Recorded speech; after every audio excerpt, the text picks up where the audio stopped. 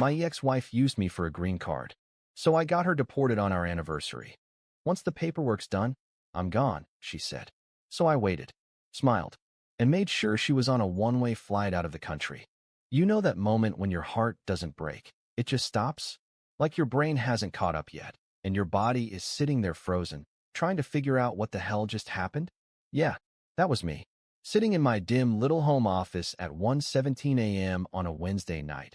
Pizza grease on my fingers, Excel sheet open on one screen, and a glowing iPad sitting next to me. The iPad wasn't mine. It was hers. My wife's. Normally, I wouldn't even touch it. I'm not the snooping type. But the thing just lit up. Bright notification bar. One of those preview bubbles popped up, and I saw just enough to stop breathing. It was a message from some WhatsApp group titled, Green Card Queens United States. I remember blinking, thinking, that can't be what I think it is. So I tapped it. And everything.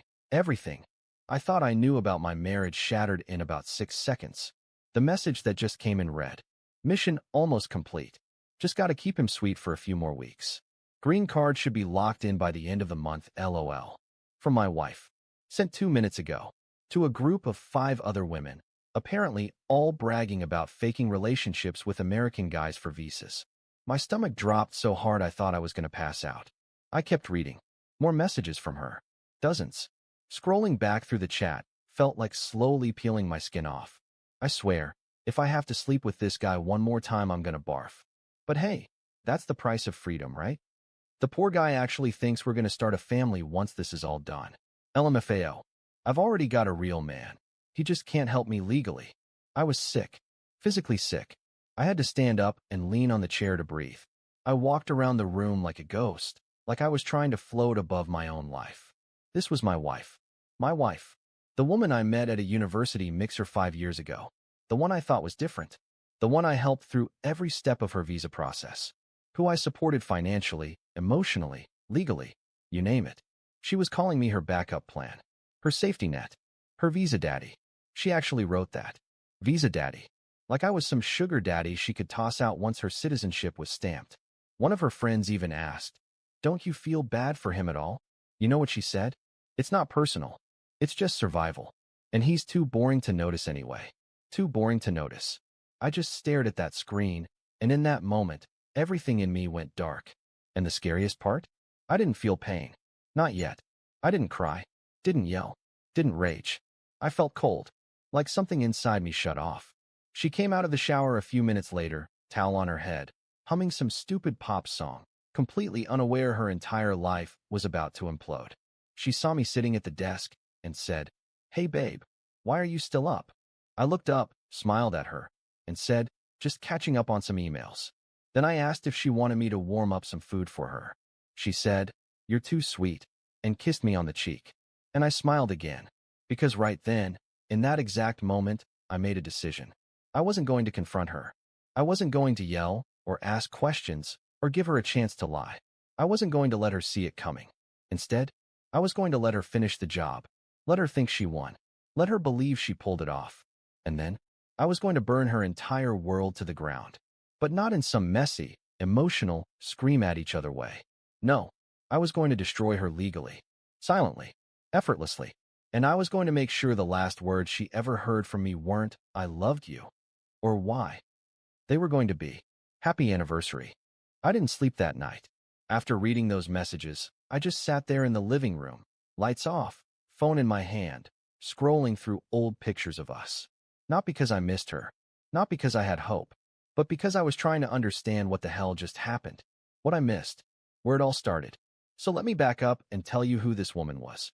Or at least, who I thought she was. We met in the most average way you can imagine. College campus, spring semester, international student mixer. I went because a buddy of mine forced me to. I wasn't the party guy. I wasn't trying to pull. I was just going through the motions. And then there she was. Sophia. She was standing near the food table, holding a paper plate like it was made of gold, laughing about how bland American pasta was. She had this effortless confidence. A weird blend of sarcasm and warmth. She didn't flirt. She just clicked with people. We started talking about music, then travel, then food, then politics, and I remember being surprised she even cared about that stuff. She said, If you want to survive in America, you better know what the hell is going on. I thought that was smart. No, I thought she was smart. By the end of the night, we had swapped numbers and Instagram handles. And within a week, we were inseparable. Sophia told me she was from Eastern Europe. I won't name the country, because I'm not trying to have this story turn into a geopolitical mess. She said she came from a working-class family, grew up rough, and worked her butt off to get into a U.S. college. She made it sound like she was fighting for a better life. Like this place meant something to her. And me? I was the soft, nerdy American guy with decent credit, a stable job, and a bad habit of thinking I could fix people. So when she vented about homesickness or money stress or visa anxiety, I leaned in. I helped, paid for her textbooks, gave her rides to appointments, stayed up late helping her study for exams. I didn't see it as simping. I saw it as love. She used to say things like, "I've never felt this safe with someone. You make me believe not all men are trash. I want to build a life here. With you." The thing is, she was good. Too good. She didn't just manipulate me emotionally. She mirrored me. She took my dreams, my values, my sense of humor, and reflected them back at me. She made me feel like we were aligned, like we wanted the same future. We moved in together 8 months after we met. She said, "If I'm going to be with you, I want to be with you. Not halfway." It felt bold, passionate, real. Then she started talking about marriage. Not in a pushy way, at least, not at first. She played it cool, said she'd never rush a man. That love should be patient. But every now and then, she'd casually say things like, "If we got married, maybe my student visa stress would go away. You know, my parents would love you if you ever visited." It's crazy how getting married here makes everything so simple. And like an idiot, I bought it. I thought, maybe it's fate. Maybe she's the one. So I proposed. Small backyard moment. Just us. Cheap ring. Happy tears. She said yes before I even finished the sentence. And for a little while, it actually felt real. But looking back, that wasn't joy in her eyes. It was relief. Now, I see it all clearly. The way she subtly pulled me away from my family. The way she controlled the finances, insisting we save everything in her account because it would look better for the green card interview. The way she never once introduced me to her family, not even on FaceTime, and claimed it was because of bad Wi-Fi back home. Hell, even our wedding was a red flag. She didn't want a big ceremony. Said it would be too expensive. What she really meant was, she didn't want her real boyfriend seeing pictures online. And I didn't know any of that. Not then. Because when you're in love with a lie, it doesn't matter how smart you are, you're blind. But now I'm wide awake. And I'm done being her puppet. She wanted a green card? She should have played nice. Because I'm not just going to end this marriage. I'm going to end her stay in this country. Permanently. There's this moment, after you get burned so badly by someone, where your brain just detaches. You stop hoping they'll change. You stop wondering why. You stop crying. You just get cold. Focused. Clean. And that's where I was. Completely clear. I wasn't going to scream or flip a table or have some big confrontation where I ask her why she did it. I didn't need the performance. What I needed was a plan. Because if she was playing a long con, then so was I. And I was going to win. First thing I did, backups. I took screenshots of every single message in that WhatsApp group. All the trash she talked. All the jokes about her green card mission. The messages to her friends, to her side guy. Her laughing about how dumb I was. The Visa Daddy meme. Everything. I uploaded it to 3 separate clouds. Encrypted folders. Password-protected zips. I even printed hard copies and stuck them in a fireproof box at my brother's house. Paranoid?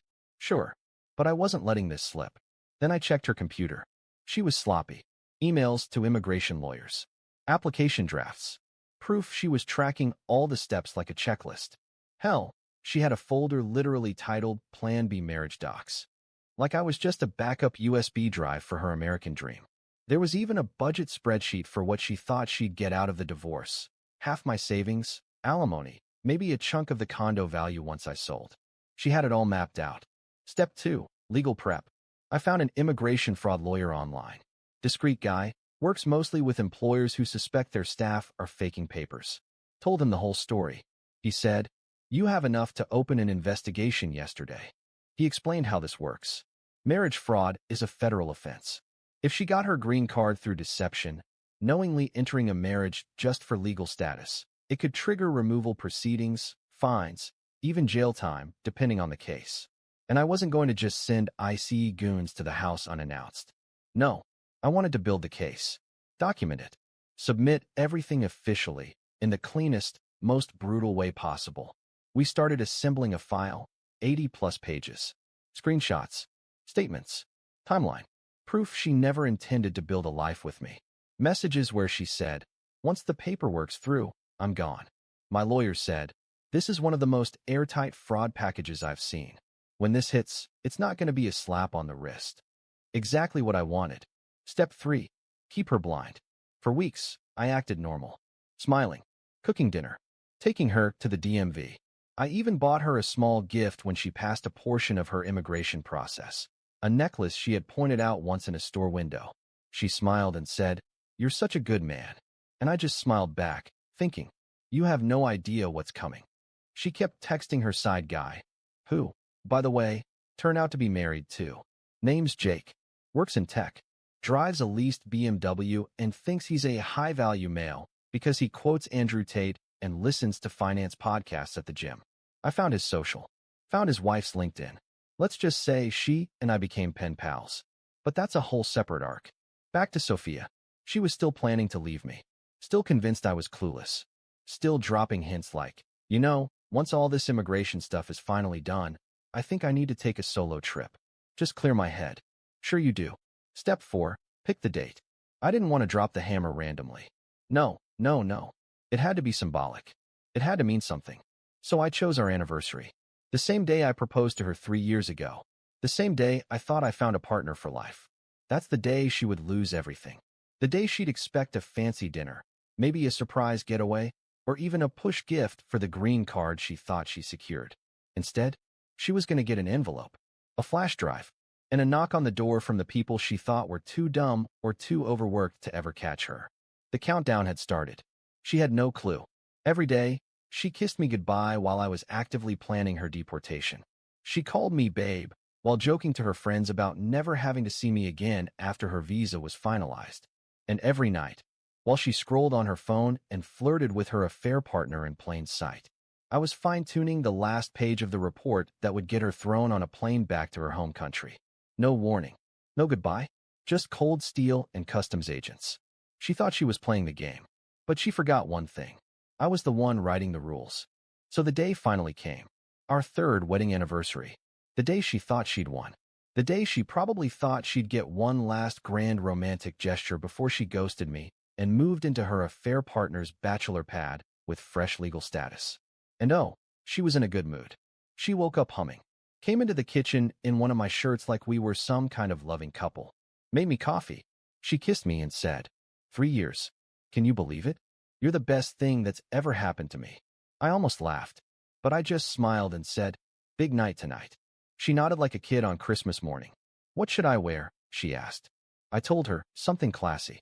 I'd made a reservation at this gorgeous rooftop restaurant.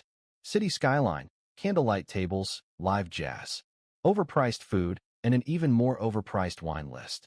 The kind of place you go to make someone feel special. Or, in my case, invincible. Because this wasn't just a dinner. This was the stage. I picked her up at 7 p.m. sharp.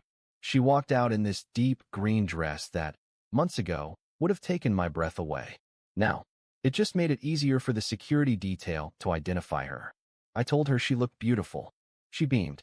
I opened her door, let her sit, drove her across the city, holding her hand at red lights while the ICE agents I'd been working with waited for the signal. At the restaurant, I was calm. Too calm. Like someone who knew exactly how the night would end.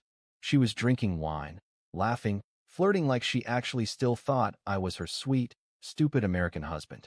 And then, after dessert, I handed her a little black gift box. She gasped, thinking it was jewelry. She opened it. Inside was a small silver flash drive. At first, she blinked like she didn't get it. Then I said, everything you've said, everything you've done, all of it's on there. She went pale. I didn't raise my voice, didn't cuss, didn't accuse. I just kept my tone calm, dead calm.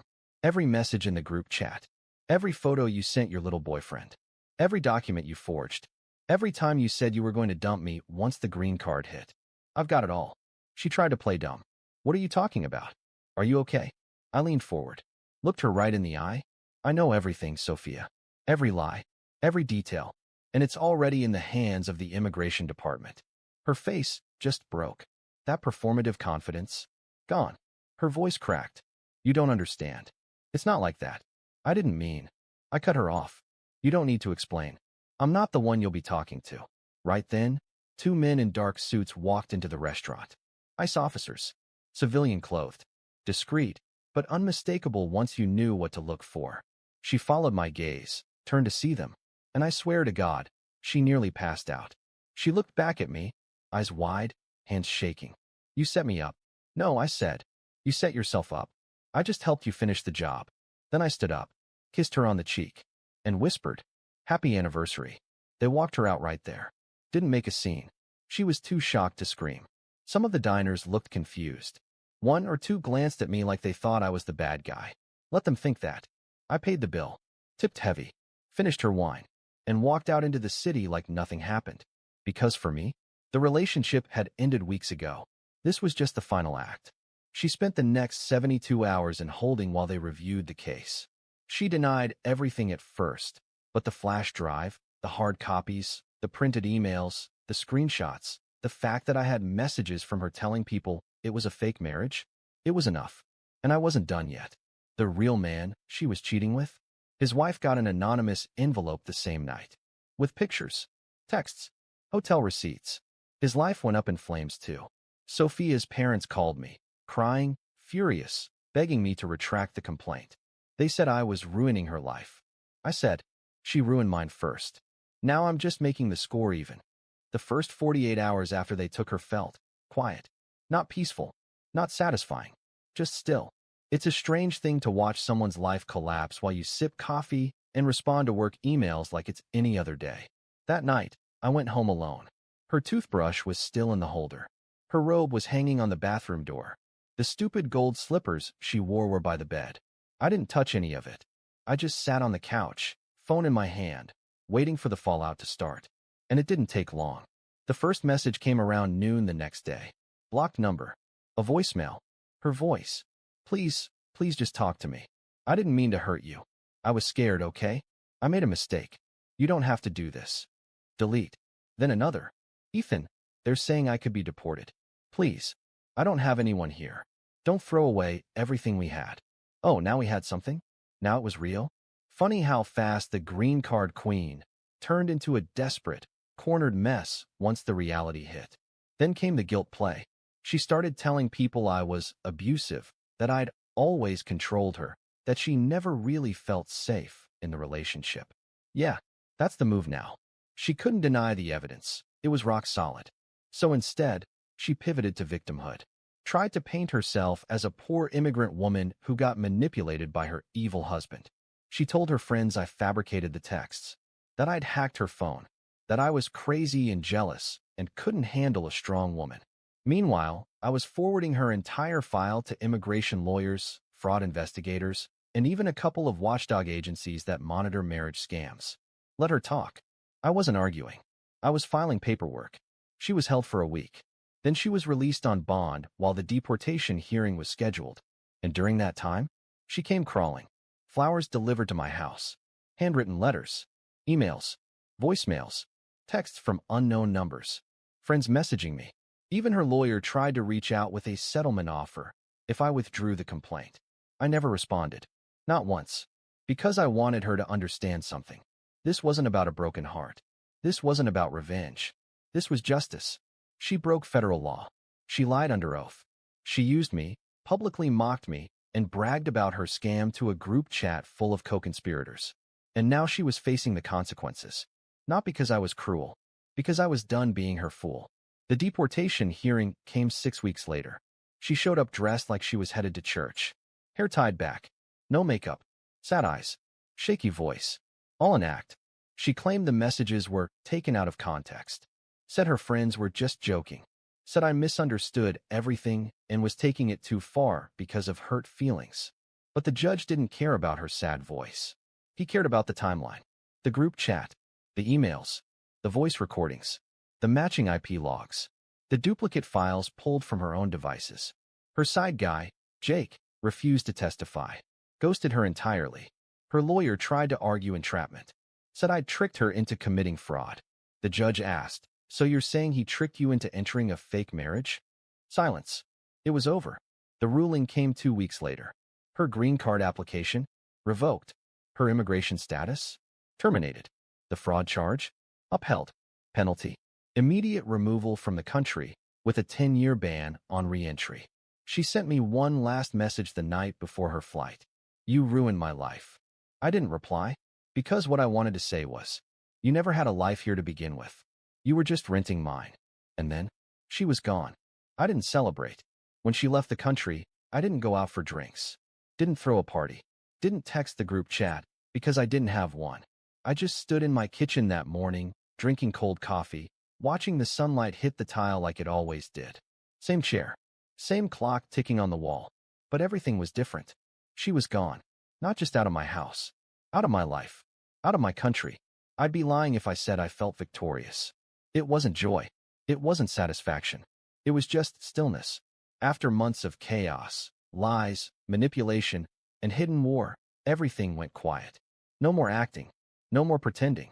No more brushing past her in the hallway, pretending I didn't know she was planning to walk away with my name and my bank account. It was over. I cleaned out the house over the next few days. Donated her clothes. Deleted the photos. Got rid of her weird imported teas and face creams and whatever else she left behind. That robe on the door? Gone. I even threw out the slippers. I didn't need souvenirs. Not from someone who looked me in the eyes, kissed me, and thought he's so easy to fool. Some people asked me if I'd ever date again. Eventually, yeah, but not right away. Right now, I'm dating peace. I'm dating quiet Sunday mornings and 8 hours of sleep and not being lied to in my own bed. I took time off work, traveled a little, talked to my family more. I started journaling. Not because I'm that deep, but because I needed to remind myself what was real again. What was mine. What I chose, not what I was tricked into carrying. I never posted about it publicly. Never named her. Never tried to cancel her. Because the truth? I didn't need an audience. I didn't need validation. She had the spotlight when she was mocking me behind my back. When she was calling me Visa Daddy and laughing about how dumb I was. Now she has silence. And a permanent note in her immigration file. People like her think they're untouchable. They think the system's too slow, the guys they trick are too weak, too boring, too soft to fight back. But boring guys? We're the dangerous ones. We don't explode. We document. We sit in silence. We play dumb.